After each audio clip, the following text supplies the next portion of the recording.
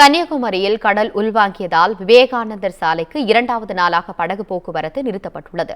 இதுகுறித்து செய்தியாளர் பிரின்ஸிடம் கேட்கலாம். வணக்கம் பிரின்ஸ், உங்களுடைய விவரங்களை சொல்லுங்க.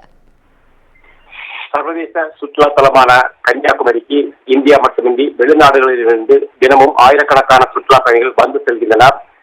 இங்கு வரும் சுற்றுலா பயணிகள் கடல் நடுவே அமைந்துள்ள விவேகானந்தர் நினைவு மண்டபம் மற்றும் திருவள்ளுவர் சிலையை பார்வையிட்டு செல்கின்றனர். இதற்காக பூம்புகார் கப்பல் போக்குவரத்து கழகம் சார்பில் 4 படகுகள் இயக்கப்பட்டு வருகிறது. இந்த படகுகள் காலை 8 மணி முதல் மாலை 4 மணி வரை இடைவெளியின்றி இயக்கப்படுகிறது. இங்கு வரும் சுற்றுலா பயணிகள் காலை முதலே படகு போக்குவரத்துக்காக நீண்ட வரிசையில் நின்று படகு சேவையை சவாரி செய்து பூம்புகார் கப்பல் போக்குவரத்து கழக கப்பல்களில் விவேகானந்தர் நினைவு மண்டபத்தை பார்வையிட்டு செல்கின்றனர். கன்னியாகுமரியில் அடிக்கடி கடல் சீற்றம் மற்றும் கடல் உள்வாங்குவது காரணமாக படகு போக்குவரத்து நிறுத்தப்படுவது வழக்கம்.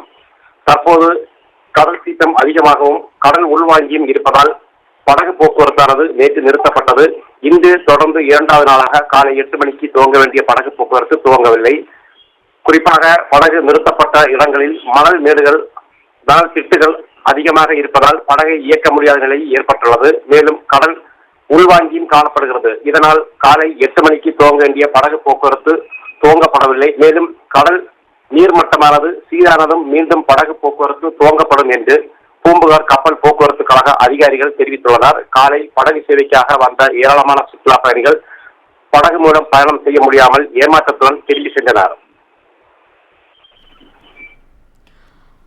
உங்களுடைய விவரங்களுக்கு நன்றி பிரின்ஸ்.